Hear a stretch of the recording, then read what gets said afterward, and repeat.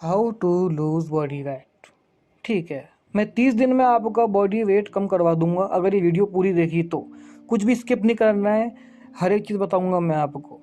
Hormones, enzymes और pathways सब कुछ बताऊंगा, बस ये वीडियो पूरी देखना। लो कार्ब चाहिए या लो फैट चाहिए, हर एक सिंगल चीज़ बताऊंगा, बस ये वीडियो पूरी देखना। ठीक है, सप्लीमेंट के बारे में हम कोई बात नहीं करेंगे, नो सप्लीमेंट्स। इंटरमिटेंट फास्टिंग और नेचुरल वेट लॉस, बस ये दो। सबसे पहले बात आती है हमारी कैलोरीज की कि कैलोरीज क्या होती हैं। देखो, कैलोरीज हमारे फूड के अंदर मिलने वाला एक स्पेसिफिक अमाउंट होता है न्यूट्रिशन का, जिसके थ्रू हमें कैलोरीज मिलती है। जो भी आप खाते हो उसके अंदर कैलोरी होती है। कैलोरी एक एनर्जी का यूनिट होती है जो किसी फूड के अंदर पाया जाता है। ये हर फूड में मिलती नॉर्मल है। ठीक है, इसके बाद में आता है हमारा बेसल मेटाबॉलिक रेट, यानी आपका BMR, जो कि आपकी बॉडी की हाइट, वेट और मसल मास के हिसाब से BMR कैलकुलेटर के अंदर कुछ इस तरह से कैलकुलेट किया जाता है। नेक्स्ट चीज़ है हमारा acceptable macro nutrient distribution ranges, जो कि होती हैं कार्बोहाइड्रेट के लिए 45 to 65%, प्रोटीन के लिए 10 to 35% और फैट्स के लिए 20 to 35%। इतना एक ह्यूमन बॉडी के अंदर होना चाहिए, ना इससे ज़्यादा ना इससे कम। सबसे पहले हम स्टार्टिंग करेंगे कार्बोहाइड्रेट से कि ये क्या होते हैं। देखो, कार्बोहाइड्रेट्स को हमारी बॉडी ग्लूकोज के अंदर कन्वर्ट करके उसको एज एनर्जी यूज़ करती है, जो कि हमारे ब्रेन के लिए बहुत इंपॉर्टेंट है। कार्ब अच्छे भी होते हैं, बुरे भी होते हैं।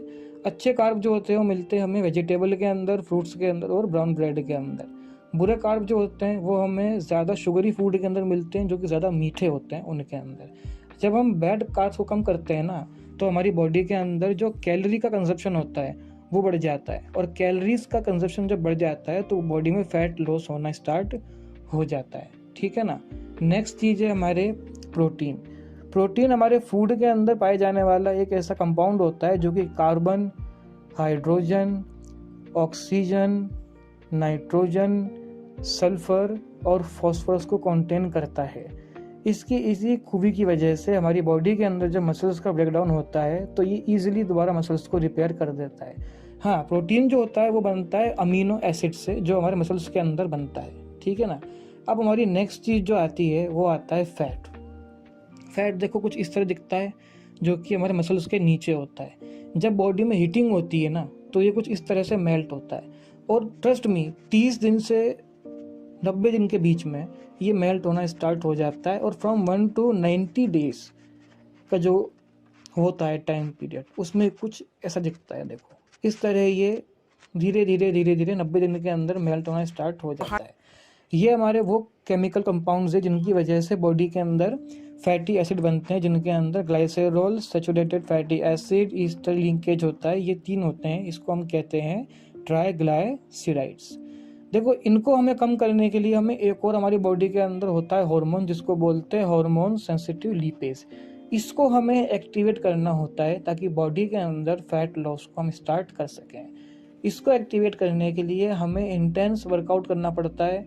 उसके बाद में बॉडी के अंदर इफेनेफ्रिन, नॉरएपिनेफ्रिन और साथ में कोर्टिसोल नाम के हार्मोन्स जो हैं वो एक्टिवेट हो जाते हैं, जिसकी वजह से बॉडी का हमारा मेटाबॉलिज्म रेट हाई हो जाता है और बॉडी वेट लॉस करना स्टार्ट कर देती है। और इस तरह से इसका होता है ब्रेकडाउन। ठीक है ना। और फिर ये हमारे ब्लड के अंदर मिल जाता है और बॉडी के अंदर सर्कुलेट होकर के इंसुलिन और ASP को लो कर देता है, जिसकी वजह से बॉडी के अंदर वेट लॉस की जो प्रोसेस होती है वो और जल्दी स्टार्ट हो जाती है।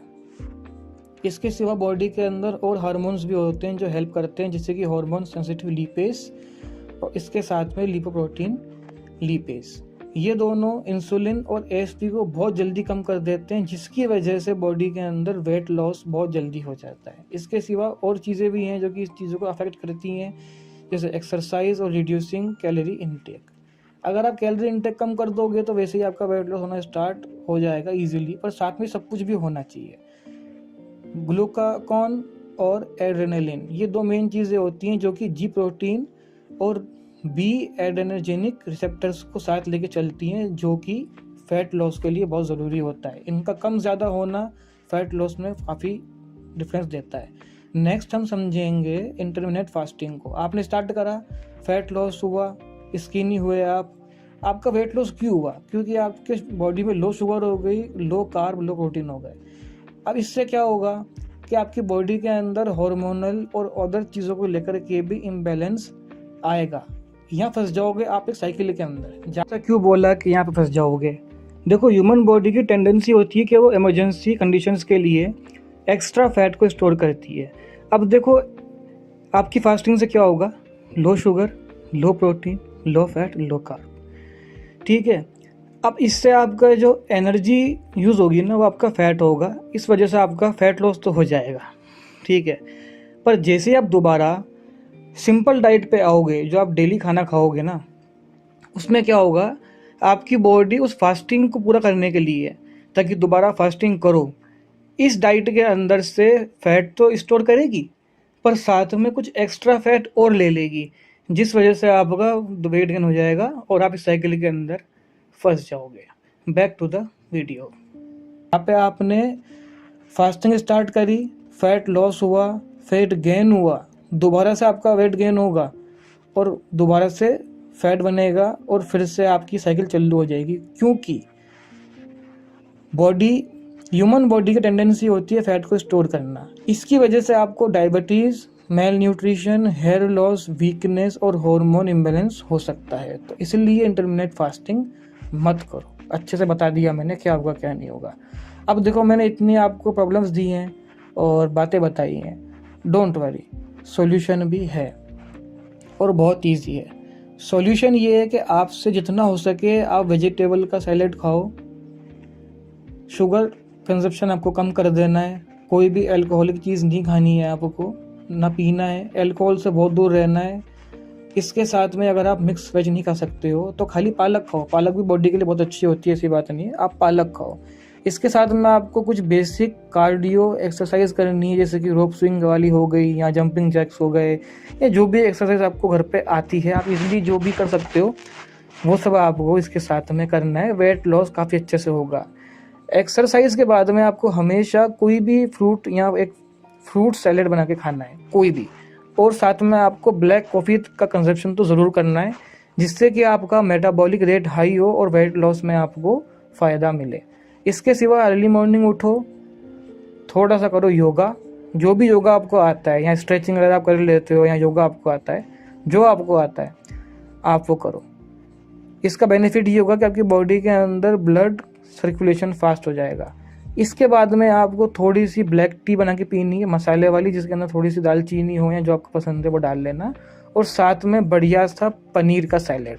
Paneer is the best source of protein, तो पनीर खाओ, बहुत इजीली आपका वेट लॉस होगा। अब अगर ये वीडियो पसंद आई हो आपको तो थैंक यू सो मच। खूब सारा पानी पियो, और ये सब करने के बाद में आपका जो वेट लॉस है ना, वो कुछ इस तरह होगा। देखो ध्यान से, कितनी स्पीड से, देखो ये प्रोसेस आपका 8 महीने के अंदर ये हो जाएगा आराम से। वीडियो को लाइक करो, सब्सक्राइब करो, शेयर करो, कमेंट करो। God bless you all.